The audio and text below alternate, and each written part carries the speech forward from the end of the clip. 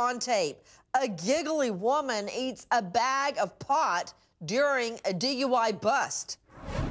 She wiggles out of her handcuffs, reaches into the front seat, and steals the sandwich bag the trooper found in her car. The cop states she tried to hide what she had done, but her face was full of crumbs from marijuana. With me out of Fort Lauderdale, Norm Kent, the president of National Organization to Legalize Marijuana. Also with me, Howard Samuels, Dr. Samuels, addiction expert, CEO of the Hills Treatment Center, and author of Alive Again. All right, first to you, Norm Kent. She's caught on video eating a cellophane bag full of pot. But to you, that's okay. You want pot normalized, you want it legalized, and that kind of behavior is just within the norm, pardon the pun. That's okay. Well, you and I both know how stupid her actions were, because she took a simple misdemeanor, and by tampering with evidence, 12 grams of pot, she's turned it into a third-degree felony, and now is facing 5 years probation. Well, he left out the other part, Dr. Samuels. She drove down a highway the wrong way, crashing into cars, all the while under the influence of pot. Well, under the influence of alcohol, Nancy.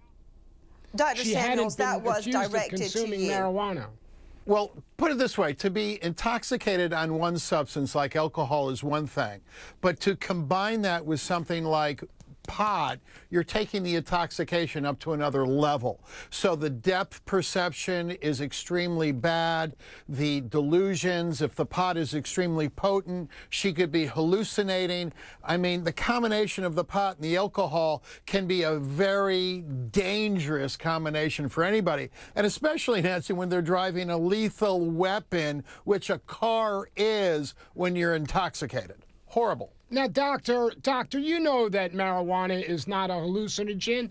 It wasn't in 1970 when you were arrested, and it is not now. So let's be realistic. She foolishly, from the back of a police car, jumped in the front and tried to eat a cold marijuana. It couldn't even get her high. It only got her a new charge. So you're saying now, because she's eating pot, she has several more felonies that she had to start with, in addition to a hit and run. And she should be charged accordingly. But the question that I would ask Dr. Samuels, to draw upon his vast experience as an addictionologist, one of the most reputable in the country, is, isn't it better if we treat this as a public health issue rather than locking her up? Do you think your life was enhanced, doctor, by your own personal experience of getting locked up for drug possession?